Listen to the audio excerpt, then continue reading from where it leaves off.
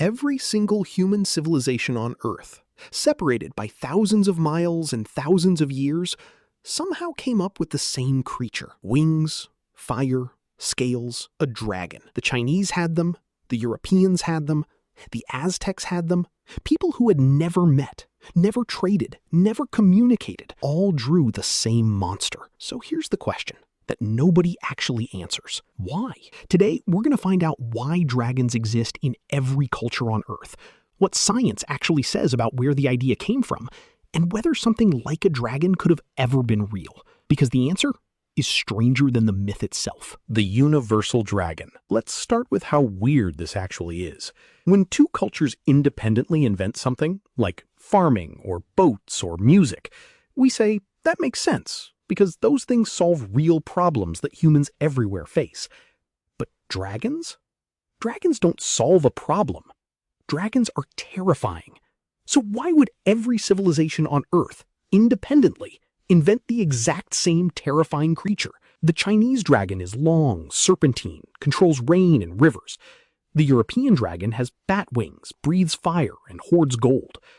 The Mesoamerican feathered serpent, Quetzalcoatl, is part bird, part snake. The Norse called theirs Jormungandr, a sea serpent so large it wrapped around the entire world. Different details, but the core is always the same. A massive reptile with power over the natural world. That's not a coincidence. That's a pattern. And patterns have explanations. The fossil theory. Here's one of the most fascinating explanations scientists have ever proposed. Dinosaur fossils. For most of human history, people found enormous bones sticking out of cliffs, riverbeds, and deserts. They had no concept of dinosaurs. That word wasn't even invented until 1842. So when an ancient Chinese farmer dug up a 10-foot skull with 6-inch teeth, what was he supposed to think? He thought he found a dragon. Paleontologist Adrian Mayer spent years documenting how ancient peoples across the world found dinosaur and large animal fossils and interpreted them as dragon bones. In China, dinosaur fossils were literally called dragon bones and ground up for medicine for thousands of years. In Mongolia, protoceratops skulls, with their large beaked heads and frilled necks, were found in the Gobi Desert and likely inspired stories of the griffin, a creature with an eagle's beak and a lion's body. Ancient people weren't stupid. They were doing exactly what we would do. They found evidence, and they built an explanation around it. The evidence just happened to be the bones of creatures that went extinct 66 million years ago. The predator theory. But there's another theory, and this one goes even deeper. Some scientists believe the fear of dragons isn't learned.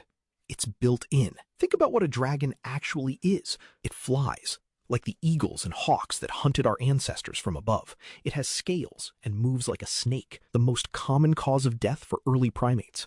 It is massive, like the giant predators our ancestors feared on the ground. A dragon is the ultimate predator. It combines every threat our ancestors ever faced into a single creature. Psychologist Steven Pinker and others have suggested that humans may have an innate fear response to creatures with scales, large wings, and predatory features. Because for millions of years, creatures like that killed us. The animals are gone, but the fear got passed down through our genes. So the dragon isn't a story someone made up. It's a memory, a biological memory of real predators, compressed and combined into one impossible creature. Could dragons have been real? Now here's where it gets really interesting. Could something like a dragon have actually existed? The answer is kind of. And the real animals are almost as strange as the myth. Take the Quetzalcoatlus. It was a pterosaur, a flying reptile with a wingspan of up to 36 feet. That is larger than some small aircraft. It had a long beak, walked on 4 legs on the ground, and could fly. It went extinct with the dinosaurs, but our ancestors never saw it. Take the Komodo dragon, still alive today. A 10-foot lizard that hunts in packs, has venom in its saliva, and can take down a water buffalo. If you've never seen one before and you came across one in a river, you might run home and call it a dragon. Take Megalania, an extinct giant monitor lizard from Australia, possibly reaching 23 feet in length, that may still have been alive when the first humans arrived on the continent 50,000 years ago. The Aboriginal people of Australia have legends of giant serpents, called the rainbow serpent. Coincidence? And fire breathing? Even that has a real-world cousin.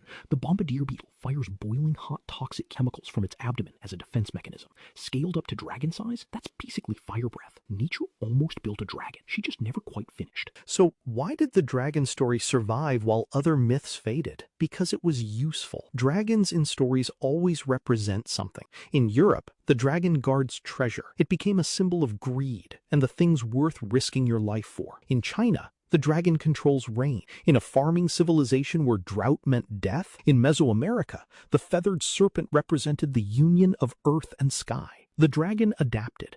Every culture took the base template, giant flying reptile with power, and shaped it into exactly what their society needed it to mean. That's why it survived 10,000 years of human history, and that's why it still survives today in our movies, our books, our games. The dragon is the perfect story, rooted in real fear, flexible enough to mean anything, and just believable enough to feel true. So why don't dragons exist? Maybe the honest answer is they kind of do. Not in the caves, not in the skies, but in the fossils that confused our ancestors, in the predators that shaped our fear, in the real animals that were stranger than anything we could imagine. We didn't invent the dragon out of nothing. We assembled it from the world around us, and every culture that found those same pieces, the bones, the predators, the need for a story, built the same creature. The dragon exists because the world gave us everything we needed to imagine one. If that made you think of something you never considered before, share this video. And if you want more of the world explained this way, subscribe. New video coming soon.